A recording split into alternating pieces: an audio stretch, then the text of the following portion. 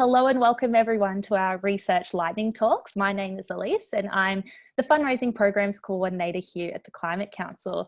I'd like to thank all of our Climate Council champions for joining us here today, and a special thank you to the Climate Council's research team you can see above me. We've got Dr. Martin Rice, Tim Baxter and Ella Weisbrot presenting for us today. Before we get started, I'd just like to begin by acknowledging the Gadigal people of the Eora Nation, the traditional custodians of the land I am on today, and pay my respect to the elders, both past and present, and I extend this respect to the traditional owners of the land from where you are all joining us from today. So Martin, Tim and Ella will each give us a rundown on what they have been working on here at the Climate Council. And at the end of the presentations, there will be about 10 to 15 minutes where I will ask our presenters your questions. To ask a question, you can click on the Q&A button below, type your question out and just click submit. So to kick us off, Head of Research, Dr. Martin Rice will give us an overview of the work he has been leading on the climate impacts front.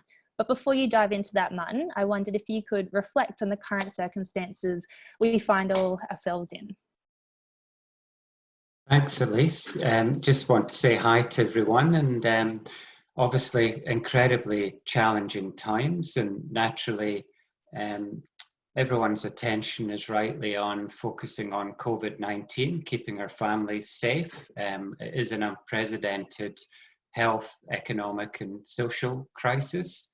But we wanted to just take this opportunity to keep climate change right front and centre, ultimately as the main challenge that humanity is facing and the one that we have to tackle, and also to let our champions know that Climate Council remains fully committed to providing authoritative, evidence-based climate change information, as well as the solutions.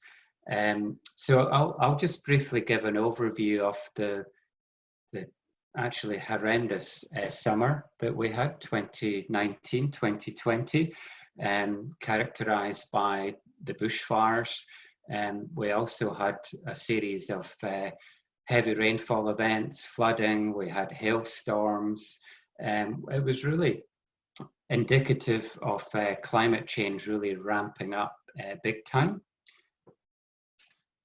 I'd also, I'll talk about some of the new stuff that's come through as well from a climate impacts and science perspective, particularly the Great Barrier Reef.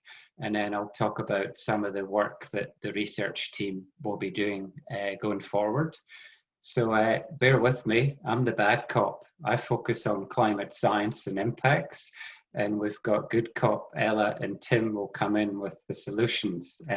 So of course it's very much the ethos of the Climate Council is that there's no point presenting a problem without the solutions.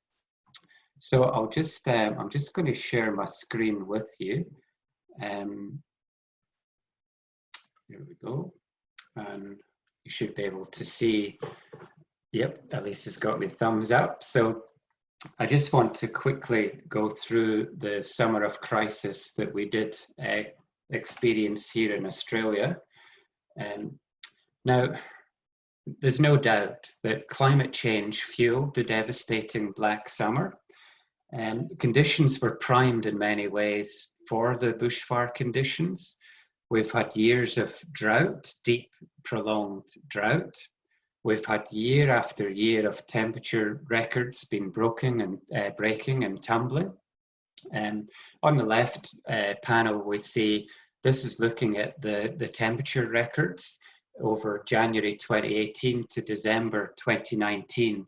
So these dry conditions, they dried out the soils, they dried out the fuels, there was low evaporation rates, and that really created tinderbox conditions for the devastating bushfires. Another aspect of that, or ingredient, is temperatures. So 2019 was the hottest and the driest year on record. For Southeast Australia, 2018 and 2019 were the two driest years on record. Summer 2019-2020 was the second hottest. We've had back-to-back angry summers where we've had hundreds of high temp and low record-breaking rainfall, records broken.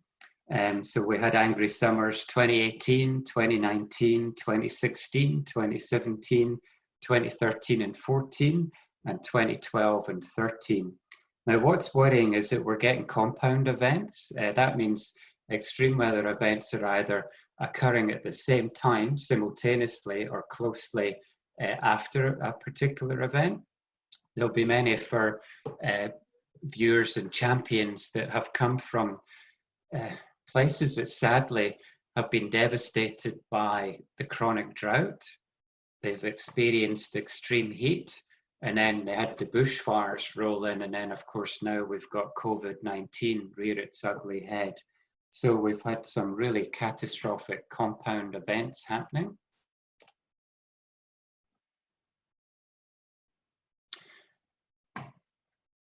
So just to summarize how devastating the Black Summer of last year was. So nearly 80% of Australians were either directly or indirectly affected by the bushfires. It was also record-breaking in actual the spatial scale, the area of land burnt. So there was almost 8 million hectares burnt, 5.4 million hectares in New South Wales.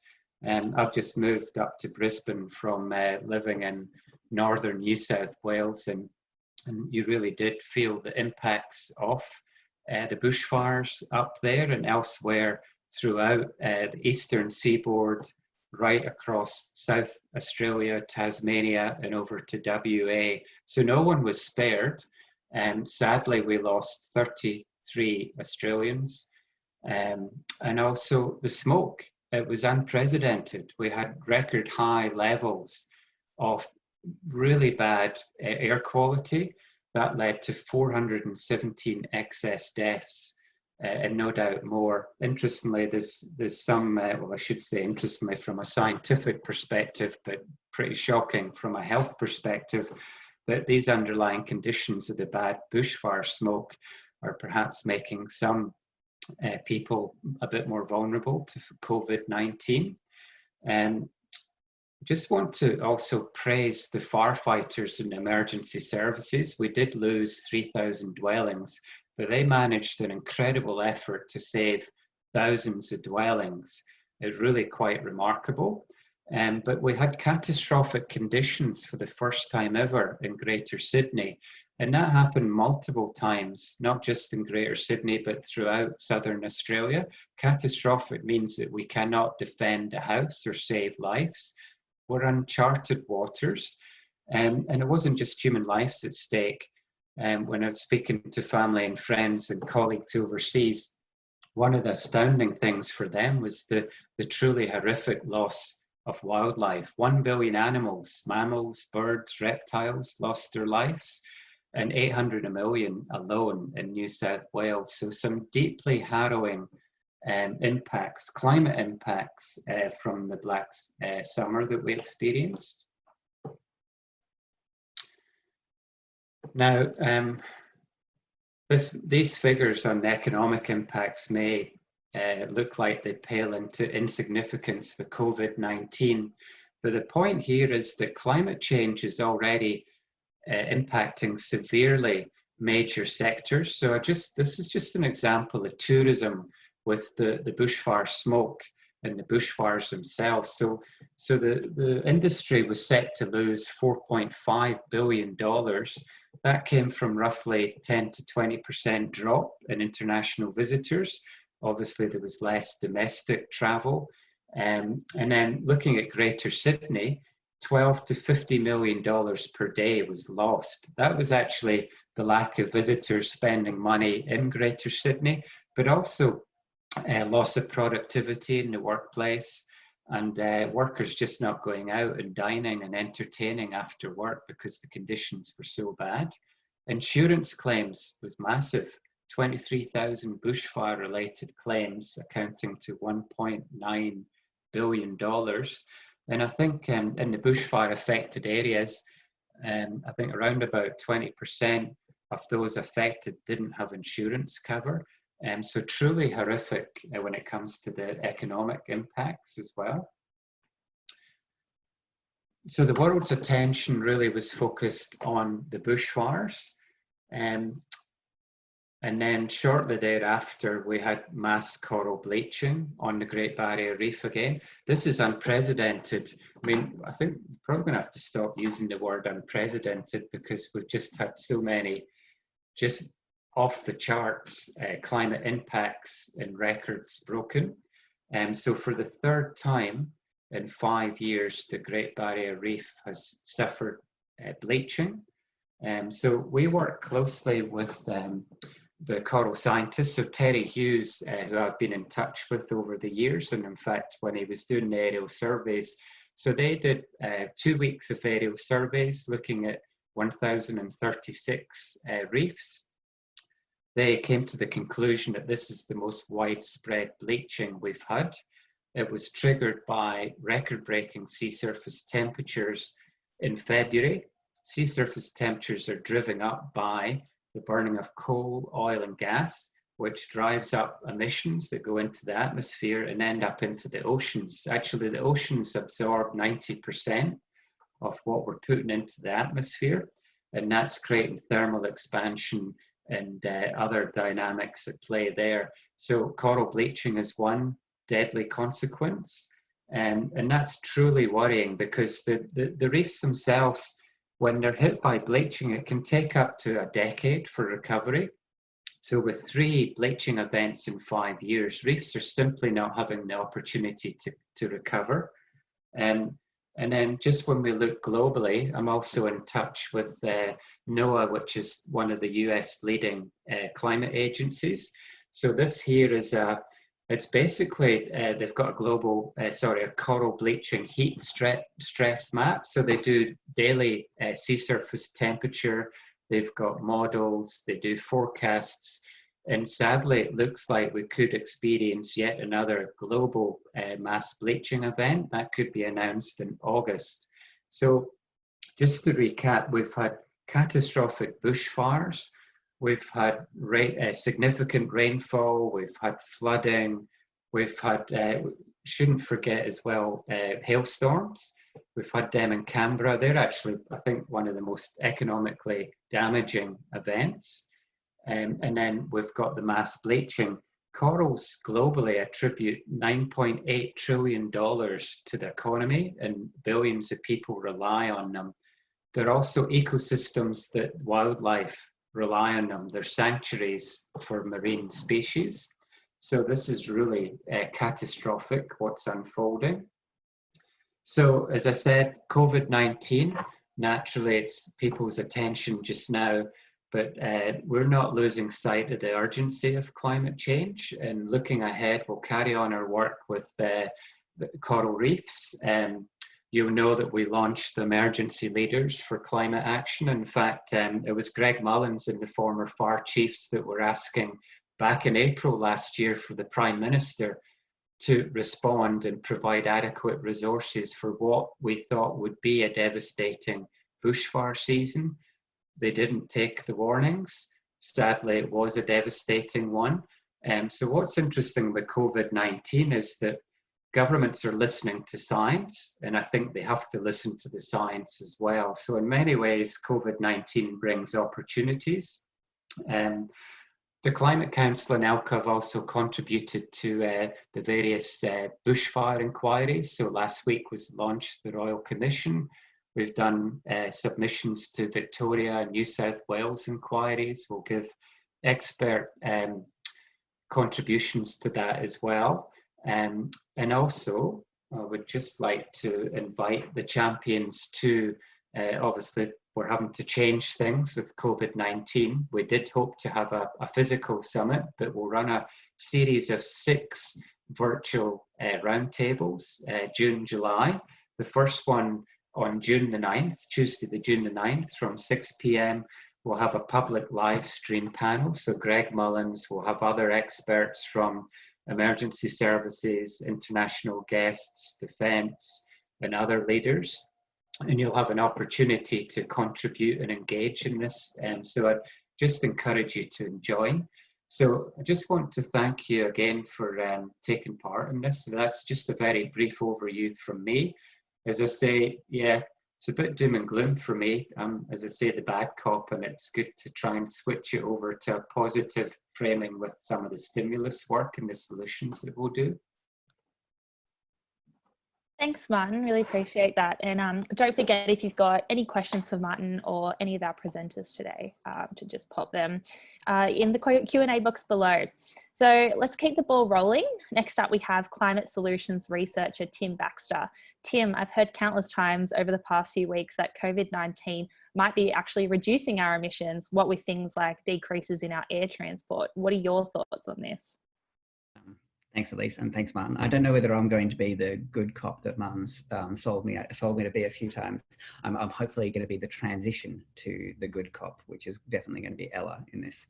In terms of emissions and where they are now, emissions will be down at the moment. They'll be lower this time this year than they were in any year recently. This isn't necessarily as meaningful as people are giving credit for. And to get into that, I'll just start sharing my screen in a second. Click that button. That should be sharing the right screen. Amazing. So hang on, am I sharing the right screen? Yes.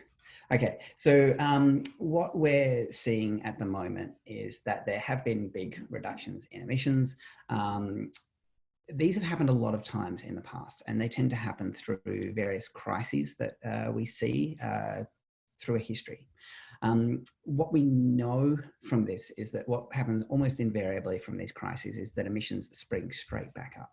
In order to fix the problem of climate change, these changes have to be done in a way that's systemic. And that change can't happen soon enough for all of those reasons that Martin pointed out to you before. We're already seeing really, really profound impacts on the global climate, which is showing up in extreme events at the moment and chronic events and those events that come back to back the way that he described.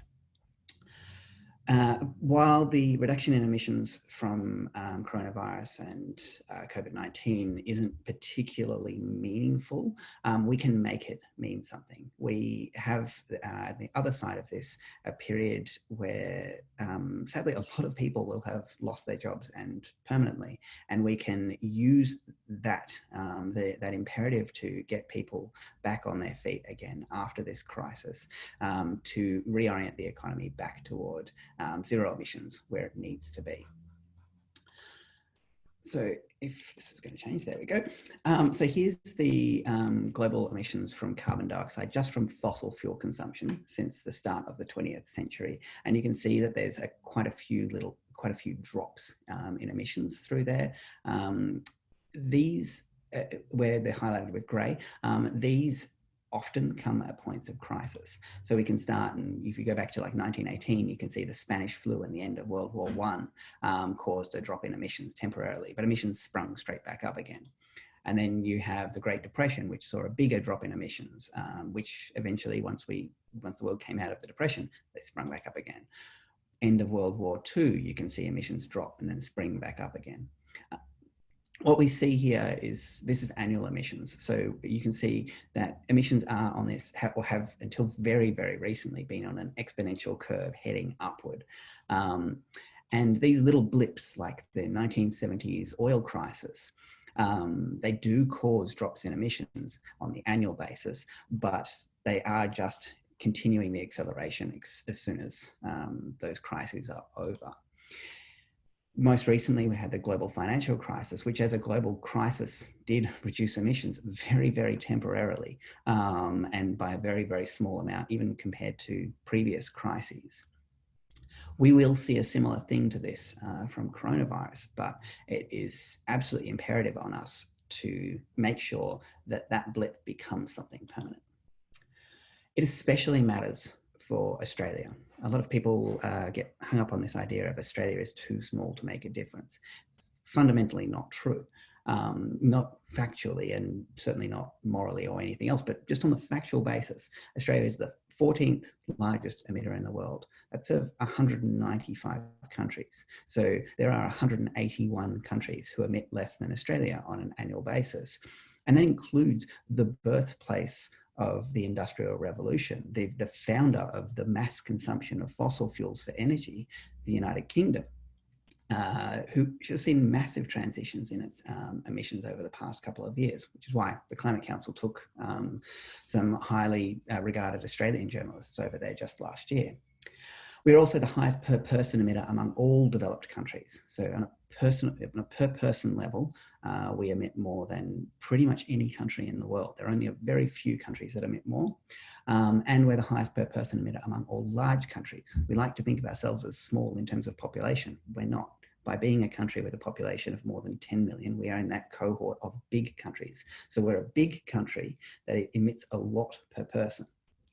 And then even beyond what we do at home, we're the world's largest liquefied fossil gas exporter. That doesn't make us the world's largest gas exporter. There are a few countries with pipelines that do that, but we're the largest that sends its gas by sea. We're the world's second largest thermal coal exporter, only recently surpassed by Indonesia. We were the largest for a long time. And we're by far the world's largest steelmaking coal exporter. When you add all of that up, you get from a story of Australia as a small country, small in scare quotes, of 1.3%, to actually, which by the way, 1.3% isn't small on an international scale, to about 1 in 20 tonnes of greenhouse gases that goes into the atmosphere is at some point linked to Australia, whether it's through the export or through the consumption at home. In terms of what's happening in Australia, Australia's emissions are coming down in the electricity sector, and that's undoubtedly a good thing. And that's through the rollout of wind and solar over recent times.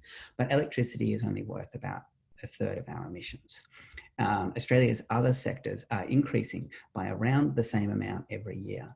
And so that means that in any given year, emissions are more or less the same as they were in the year before, or slightly higher each year. And that's been going on since the repeal of the carbon price. What we know about what's going to decrease through the COVID lockdowns is that certain sectors are definitely going to decrease. So aviation and tourism are obvious examples of this. Most planes are on the ground at the moment. So of course the emissions are lower. That's dropped not quite to zero, but very, very close to. Tourism is obviously shut down, as it should be through a health crisis. The manufacturing and mining sectors will decrease, but by much less than you might expect. And the reason that is because a lot of the biggest emitting parts of the manufacturing sector actually can't shut down, like aluminium smelters. If you turn them off for more than an hour under the current way that they're configured, you end up with a big vat of hardened aluminium. So you really don't want to turn that off. So that will keep trucking on and keep emitting. Agricultural expansions will slow dramatically, but agriculture will keep emitting. And there'll be decreases in the emissions and emissions from services sector and retail businesses, but they will be more than offset by increases in household energy use. In the last couple of days, there's been numbers, like early numbers on the emissions from electricity for March, and they found that electricity emissions have been slightly higher than they would be in any other year. And that's because of the amount that we're using at home. In terms of that, a really quick tip for the coming weeks is to start looking at your own household energy use and ways that you can be more efficient. There's a big potential for very big bill shocks this winter as people are spending more and more time at home. Oops, clicked too fast. Alongside the issue of the COVID shutdowns, there's also a crisis going on in the oil and gas industry internationally, as Saudi Arabia and Russia are going to war over who can provide the cheapest oil. And this has really exposed the fault lines in the gas narrative of how vulnerable we are to that kind of stuff. This will have long-term effects, but so far it's only seen investment in new projects stall. It hasn't actually meant the projects are reducing their production yet. We don't know what that's going to be. So this is what my sort of back of the envelope, and it's a little bit more complicated than back of the envelope, but we'll go with back of the envelope, expectation is for what we will see through coronavirus. You see, here's our historic emissions here, and through coronavirus over the next 18 months or so. I think in Australia, we'll probably see around about a 6 or 7% decrease in greenhouse gas emissions. That more or less matches numbers that quite coincidentally that came out of the UN in the past couple of days that project a 6% decrease globally. To zoom in on what's happening here a little bit so I can talk a little bit more about it, I'm just going to reset my axis so that it's not at 0 anymore. So this chart and this chart are the same. I'm not trying to pull the wool over your eyes. I'm just adjusting it so we can see what's going on. We actually have had 2 drops in emissions over the past 15 years. One for the global financial crisis, and that pattern that I was talking about before that we see in a crisis where emissions briefly drop and then bounce back up again, happened then. And then we have a second reduction in emissions here for the period where the carbon price was in effect, those 2 years. Did very good at reducing emissions for just that 2 years, and then it was repealed and emissions went straight back up to more or less exactly where they would have been otherwise afterwards. What we're seeing here next, I expect to see this kind of a drop from COVID and the lockdowns. And what we really desperately want to avoid is this happening afterwards, the revenge pollution, things ticking back up again to where they would have been otherwise. Part of that means that we have to start to think about how to reorient our economy as we're coming out. That's that idea that I was talking about before, where there's going to be a lot of people who are really struggling on the other end of this crisis, and we need to put them to work and need to put ourselves, everybody, to work on making sure that that revenge pollution doesn't happen. That slump, that 6 or 7%, is basically what we need to see if we want to limit global warming to 1.5 degrees above the temperature it was when we first started massively burning fossil fuels. The UN Environment Programme released its emissions gap report last year, and we need to see a 7% reduction on emissions every year for the next 10 years if we want to limit global warming to 1.5 degrees, which is still hotter than today, where we're seeing the kinds of crisis Martin was talking about, but far better than the 3 or 4 degrees that we might see if we don't act. We need to choose to write a different story out of this. To permanently reorient our societies to zero emissions, and especially in Australia, we need to replace all uses of fossil fuels, mostly by electrifying energy, but there are some bits that require a little bit more than that. We need to power absolutely everything with renewables. There is no room for more fossil fuels.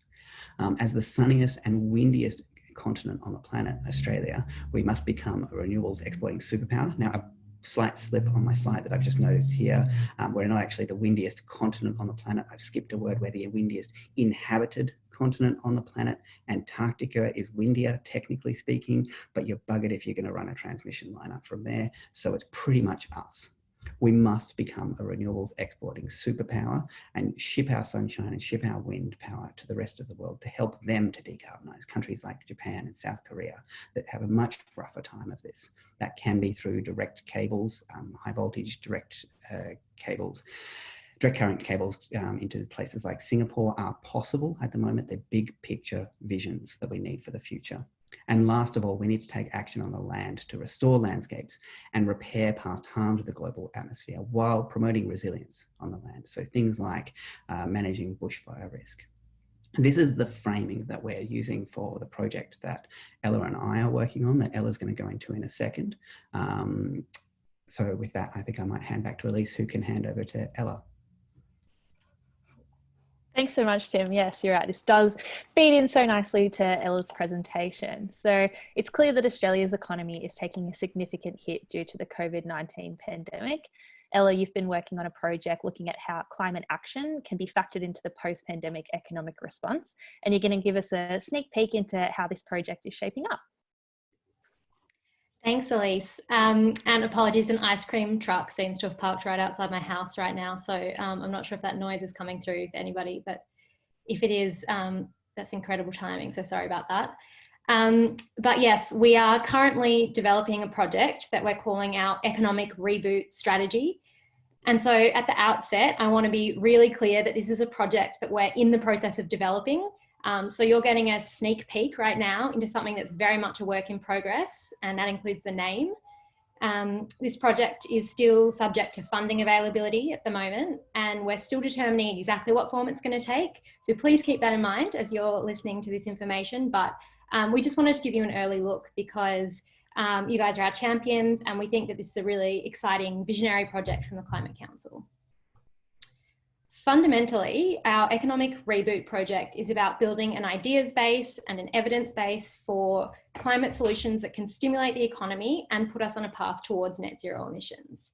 The project is aiming to create a practical plan for a climate solutions-led economic recovery following COVID-19. We're really excited about this project because we think it's going to be the highest impact work we can possibly be focusing on right now. And it's a real opportunity for us to see transformative change in the climate solution space. Right now, the government and the public focus for the most part has shifted away from climate change. The government rightfully is focused on the health crisis, but also on the economic crisis and social crisis and how to protect and rebuild the Australian economy after COVID. This gives us a huge opportunity to make sure that climate solutions and reducing emissions are at the heart of the stimulus that will no doubt be part of the economic recovery. This is especially important following the devastating impacts of climate change that we just witnessed over the summer, as Martin explained, and the risks that emissions will start to rise again after the shutdowns, as Tim has explained. This is also a role that's made for the Climate Council. We're continuing to produce hard-hitting evidence-based reports, reports that influence key decision makers. And we're using our networks in government, especially state and territory governments, and engaging with leading economic consultants to ensure that we produce work that's as high impact as possible and genuinely used by governments as they make their economic recovery policy plans. I'll give a brief economic context here just to set the scene for our project. We're currently witnessing the devastating health impacts of COVID-19, as we're no doubt all aware. The response to coronavirus, especially the forced shutdown of most economic activity, is also causing an economic crisis.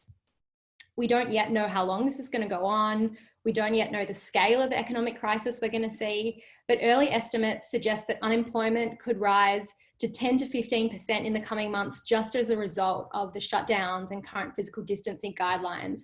We're also seeing a drop in consumer spending. It's already fallen by about 18%. And so these are the immediate economic impacts, but we also expect severe second round economic impacts.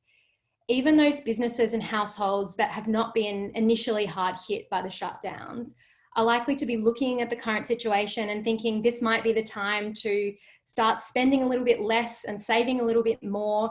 And that's the kind of thing that might tip us into a prolonged economic downturn. Our economy is likely to take a further hit from slowdown in trade as well, because the economies of most of our major trading partners are suffering from similar effects at the moment. The longer this downturn goes on and the worse it gets, the less likely it is, unfortunately, that our labour market is just going to be able to spring back afterwards. And so this is where our project comes in. We're thinking about the stimulus, we're thinking about stimulus opportunities in 3 time horizons. There's the immediate time horizon, the medium term, which we're thinking of as the time when shutdowns begin to roll back, and then there's the long-term time horizon. The immediate term time horizon is the one we're in right now, and the immediate stimulus measures have for the most part already been announced. As you're no doubt aware, the government has announced over $200 billion of economic stimulus already, and this includes the job seeker and job keeper payments. The focus of these is really on supporting those most immediately affected by the shutdowns and trying to keep the economy going while everything is still shut down for the most part. Our focus in this project is on that middle term time horizon. So we're focusing on measures that can be enacted as shutdowns are rolled back, or measures that are relatively shovel ready. So that is things that can employ as many people as possible, as quickly as possible. Although in our final product, we may include some long-term measures as well. The main reason we're focusing on this medium term is that in our consultations with state and territory governments so far, they've all indicated to us that this would be the most useful focus for them out of this project. Mostly they've told us they're still focused on the immediate crisis at hand, but they know that soon they're going to need to turn their attention to rebuilding their economies, our economies, as the shutdowns roll back. And so they've said that they're very interested in our proposals for how to do this in a way that also reduces emissions. There's also, as I said, the longer term time horizon, and we think of this as economic opportunities with something like a 5 to 10 year time frame. Australia has huge opportunities in climate solutions in this longer term, huge opportunities to put renewable industries, new industries at the centre of a strong and resilient 21st century economy. And so this is something that we're hoping to look at in future work for the most part. For our current economic reboot project, we're planning to partner with an independent economic consultancy. We're developing at the moment a range of climate solutions policies that double as economic recovery measures, with a focus on projects that create lots of jobs quickly while reducing emissions. The consultancy will hopefully model the potential impact and benefits of these climate solutions measures. The focus, once again, will be on jobs, but the analysis will also include many other considerations, so things like broader social benefits, regional analysis, and the ability to attract private funding. So these are not measures that rely solely on government investment. At the same time, as I mentioned, we're consulting with state and territory governments on what they would find most useful from this project. So a core focus of what we're trying to do here is to ensure that the solutions have the best chance possible of being implemented. So we're working closely with governments to make sure that happens. At the moment, we have managed to engage with 7 out of 8 states and territories. And so far, all of these governments have been really supportive of the project and really interested in seeing our findings. And so we found that really encouraging. We're hoping in the final product to be able to include specific analysis of opportunities and challenges in each specific state and territory, although that's still subject to the final scope of the project. The specific list of climate solutions projects that are going to be modelled in this project is still being finalised, but these will all be job intensive measures, and there'll be things such as energy efficiency projects and retrofitting, both for households and also business and industry. Also retrofitting gas systems and appliances with electric ones, both in households and again also in business and industrial premises. Renewable energy generation and storage projects. This is both on the smaller scale, so projects around installation of rooftop solar and household batteries, and particularly focusing on low-income households or public facilities and schools, the kind of places where we're not already seeing lots of rooftop solar being installed. We're also planning to include measures to boost large-scale renewable energy and storage as well, and that includes transmission infrastructure, which is a major roadblock in Australia at the moment to getting more renewables into the grid. Other measures on the list are likely to include rolling out smart devices and smart appliances, which will enable more demand response in the grid, which is something that's very important for renewables as well, and land restoration projects. So this could include direct employment in bushfire management, and this would mean that the benefits would flow back to bushfire affected communities, which, as Martin said earlier, have been suffering from the effects of multiple different crises in recent time, and is a really important area to be thinking about when we're directing this stimulus spending. We may also, as I said, include some longer term projects in this modelling, so that could include large scale infrastructure projects, ideally things like public transport, and possibly some of these more transformative style opportunities, so things like developing green manufacturing and industry in Australia, or developing a renewable hydrogen industry in Australia. As the next steps for this project, we're hoping to get the results of the modelling to governments as quickly as possible to make sure that they have this modelling to use as they're planning out their own stimulus policy plans. We think this is going to take about 6 to 8 weeks with the consultants. We haven't quite locked in the contracts yet, but we are working as fast as possible to make this happen quickly.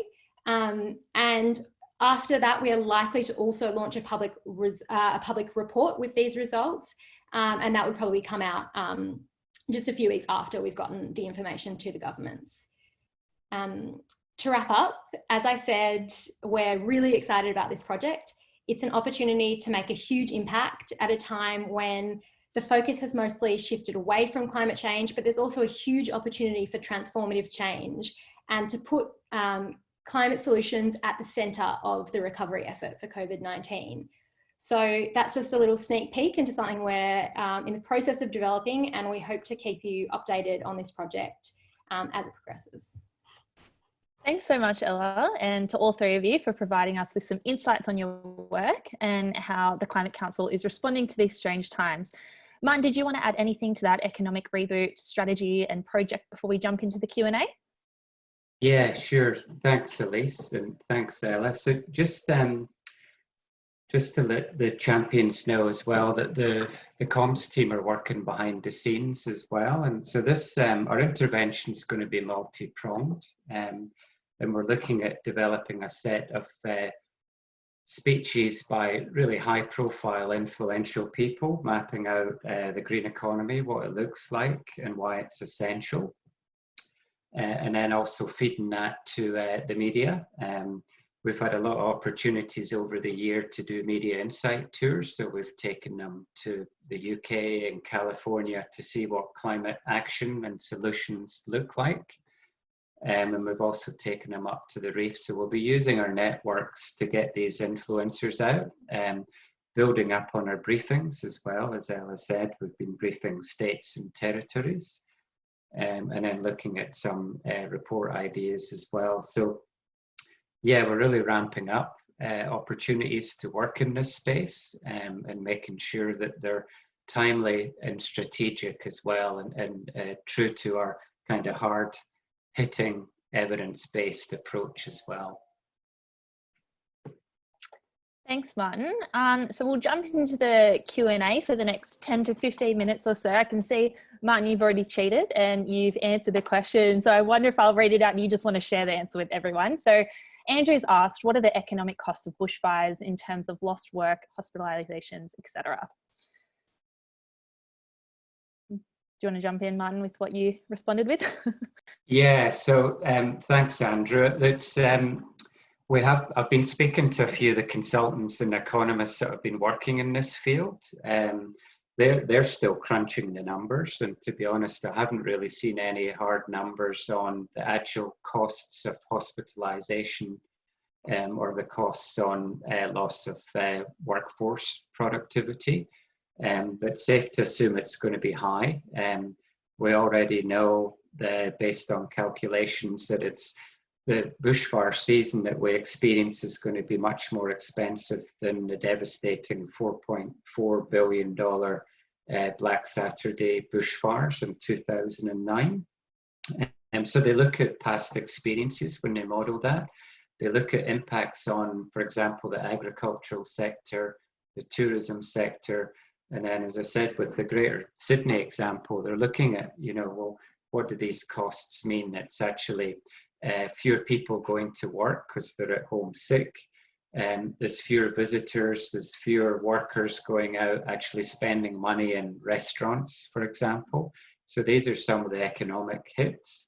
They're obviously still doing the insurance claims. So it's a very complex space, and those numbers are still being crunched, and we'll keep you in the loop.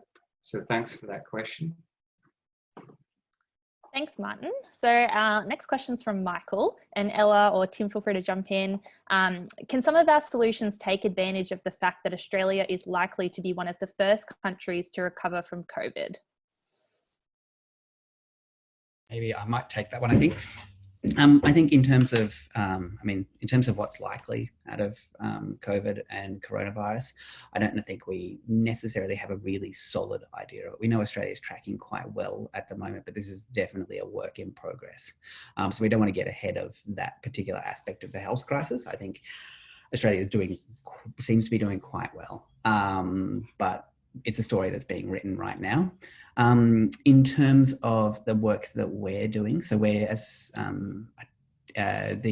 the time frame that we're dealing with is sort of the 3 months to 3 years, and it's designed around making sure that Australia is best placed to lead in the future. There's a real potential for Australia to be a renewable energy superpower in the old school sense of energy superpowers, of something that's very, very different to anything that has been before. And there's real potential if Australia really steps up on its renewable deployment to be putting in projects that are, gigawatt scale installations, and there's already talk of gigawatts scale installations through the Asian Renewable Energy Hub up in northern WA. Once you start seeing that sort of stuff, Australia really steps up, and that's where Australia's real advantage is in terms of its specific links to coronavirus. I don't know that it's not certain that we are going to be one of the best. It's not certain that we are going to be one of the best performers. Certainly, I hope so, and certainly we seem to be tracking well so far. Thanks, Tim.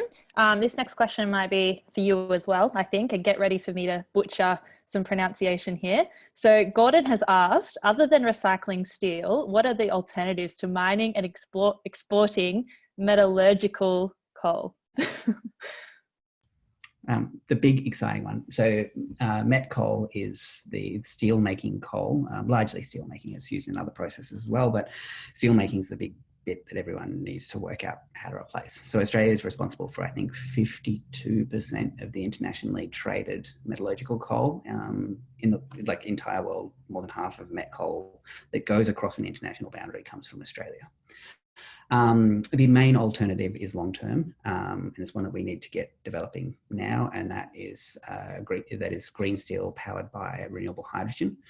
That's one thing where Australia has the most mind-blowingly awe-inspiring opportunity. Australia is the world's largest iron ore exporter out of WA, and WA is one of the sunniest places on the planet. And that sunshine falls pretty well in those places where the iron ore is coming from. So you use the renewable energy to power the creation of hydrogen through electrolyzers, and then you use the hydrogen as a replacement for the metallurgical coal in the process of making steel. There are projects that are at a very early stage with the major steel makers around the world that are happening right now. Australia really needs to get involved in that. But if that hydrogen isn't coming from renewable sources, it's only going to add to the pollution. Making hydrogen is a process that uses a lot of energy, and so if you're making that hydrogen out of coal, you'd be better off just using the coal straight into the steel making process. So it's with hydrogen, it's renewable, 100% renewable, with not even including CCS, or it's just not worthwhile for the climate's sake. Great, thanks, Tim. I think I had a question for Ella next. Is 6 to 8 weeks too late for the modelling? Will states have already have their plans locked in? And is there any kind of advanced work you can do with them in that 6 to 8 week period? Yeah, so we are working and consulting with the states and territories now, and we have been for a couple of weeks, and that's ongoing. From our conversations with them, it's not too late because they are still concentrating on the immediate crisis at hand. But we really do understand that we need to get this work moving as fast as possible. And we've already discussed, the list of possible projects and ideas with them. And so these ideas are things that we've already gotten to the states and territories, and we've already gotten a lot of enthusiasm for these ideas and for including them in their recovery plans. So hopefully, to the extent that that's already happening, these kinds of things are included in the plans. But yeah, we understand the need to move quickly, and we're working with them as we do that. Thanks, Ella. I might direct this next one to Martin. It comes from Warwick. So the government has surprised us by listening to the science in response to the COVID-19 crisis. Do you see any way of leveraging this to its response to the science of climate change, which has obviously been a bit more difficult to engage the government on? Yeah, thanks, Warwick. That's a great question. And yeah, I was kind of tongue-in-cheek smile on my face when I saw this unfold, and probably many of us watched 7:30 the other day when the Prime Minister was interviewed, and he was talking about the science-based response. So when I reflect on that, I think these are unique times, and that there are opportunities to reset the way that the government uses science. So I think, look at the bushfires. So we've got opportunities, and we're actually right front in the centre with the Royal Commission. Greg Mullins has been invited to give expert evidence. We've made submissions. Now, this premise then feeds into the advice to the government, so these will be scientifically based. So I think that's one example where we can get the government to listen more to the science. So I think it's a fantastic opportunity and time to really get science back in the centre that underpins any policy measure going forward. Great, thanks, Martin. Next question comes in from Warren, and Tim and Ellie might like to jump in with this. What has been the reaction of the coalition federal government? Have you reached out to them as part of this project? And he also says it's a great initiative. Do you want to rock, paper, scissors, Ella? Who's going to go with this one? Thanks, I'll do it. So in terms of the federal government, we haven't necessarily, and we haven't as of yet, we are intending to. The main reason we haven't is because we actually see that the real potential for this time horizon that we're dealing with lying with the states. And that's why we've gone there first. We've, over the past several years, the Climate Council has focused a lot of its attention on the federal government generally, but they're not always the tier of government that has the most leverage. And I think in terms of the kinds of project that we're looking at with this, it's actually far more important to deal with the states, and you can do just as much with the states. The classic example, my go-to example for why I'm passionate about working with the states with all this sort of stuff is in terms of a net zero emissions target nationally. The federal government has not prevaricated, they've outright rejected, outright mocked the need to have a net zero emissions target for Australia over the past decade or so. But every single state and territory in Australia now has at least an aspirational target. And because of that, the rug has been pulled out from beneath the feet of the federal government. And it means that Australia now has a de facto net zero emissions target. Now, that target needs work. It needs to be solidified. Some states need to move beyond just having it as a mere aspiration. But it's a really important aspect of it. And I think with the work and the time horizon that we're dealing with, the most central aspect is the states. There is some need for some things to be funded, but a lot of the work that we're doing is intended to not require huge amounts of direct government investment, which is how we're working with the states. Great, thanks, Tim. I think we'll just have one more question. So it comes from Andrew, and Tim and Ella jump in again. How can we get government to invest more in long-haul electricity transmission, i.e. from renewable generation areas to market? Ella, do you want to go? You can go. I can go. Okay, I'll do this one. So in terms of that, I think the big issue with transmission at the moment is the rule making process and the approval process is incredibly slow. And there's certain movements like the COGATI reforms, the coordination of generation and transmission infrastructure stuff that are really problematic. They tend to be focused very much on in some ways, the rules are written for an electricity grid that doesn't exist anymore. And so decision-making is done in a way that's not ideal. And I don't think anyone can argue with that. I think that's, certain aspects of the national electricity rules are indefensible. I think everyone has to agree on that. We just don't always agree on which bits are the bits that are indefensible. I would say that coordination of transmission is bad as it stands, and that reform as it looks doesn't look great for renewables and decarbonisation. So that's really a rule-making process. The rules, and this is for the national electricity market, by the way, that I'm talking about, which is just the eastern states and South Australia. Western Australia and Northern Territory act as islands, and Northern Territory is lots of islands. So the coordination of that is a rulemaking process that needs to be brought in by, and it's done by consensus by the state and federal governments through the Council of Australian Governments. But you can see some processes where certain states, and here I'm thinking about particularly my home state of Victoria, where it's withdrawn from the national electricity rules because it just got so frustrated with the rules around the process of upgrading transmission. So Victoria just pulled itself out of the rules and just said, we're going it alone on this issue for a while. We're going to fix up the problem and then we'll come back in on these rules. I wish that wasn't necessary, but I think Victoria absolutely made the right decision in doing that. And I think we're likely to have to see more of that in order to fix the transmission issues that are going on at the moment. Unfortunately, because I think in an ideal universe, this would be something that had to be coordinated. It is something that has to be coordinated across state boundaries. But if the choice is between that and taking serious climate action, I think principled decisions that are done carefully by the states to pull back where they need to can work really, really well.